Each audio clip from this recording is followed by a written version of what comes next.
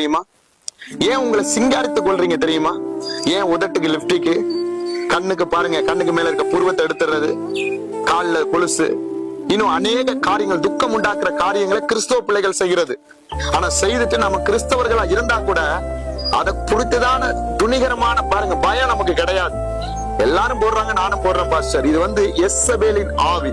இந்த எசபேல் யாருன்னா ஆகாப்பினுடைய மனைவி. அந்த ஆகாப்பினுடைய மனைவியை குறித்து 1 ராஜாக்கள் 21, 23 படிக்கலாம். எலியா தீர்க்கதரிசினால அவளுடைய மரணம் எப்படிப்பட்டதுன்னு சொல்றாரு. அங்க அவள் யாருன்னு அங்க சொல்றாரு. நீங்க 19லயும் படிச்சு பார்க்கலாம் 1 ராஜாக்கள். அதே 2 ராஜாக்கள் 9:30 எலியா தீர்க்கதரிசினால சொன்ன வார்த்தை அங்க யெகூ என்ன செய்யறாரு, அவளை என்ன செய்யறாரு, அங்க அவளுடைய சாப நீங்க அங்க பாக்குறீங்க.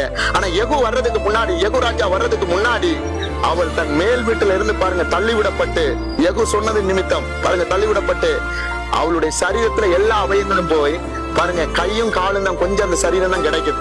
ஆனா யெகூ சொல்றாரு, இது எலியா தீர்க்கதரிசினால சொல்லப்பட்டது நிறைவேறுகிறது என்று சொல்றாரு. யாரு? யெகூ. ஆனா எலியா தீர்க்கதரிசி சொன்னவர் எசபேலுடைய வார்த்தை கேட்டு சூரஜடியில படுத்துட்டார். ஏன்? அந்த எசபேலுடைய ஆவிக்கு பாருங்க அவ்வளவு ஊழியக்காரங்களை பயப்படுத்துற அந்த ஒரு ஸ்பிரிட், அது போல அநேக வாலிப பிள்ளைகளை கரைப்படுத்துற ஒரு ஸ்பிரிட், அநேக ஊழியக்காரங்கள் தடுமாறுற ஒரு ஸ்பிரிட். அதான் வெளிப்படுத்தல் 2வது அதிகாரத்துல நம்ம பின்பக்கத்துல படிச்சீங்கன்னா அவள் தன்னுடைய ஊழியக்காரர்களை எப்படியெல்லாம் அடிமையாக்கி வச்சிருக்கிறன்றத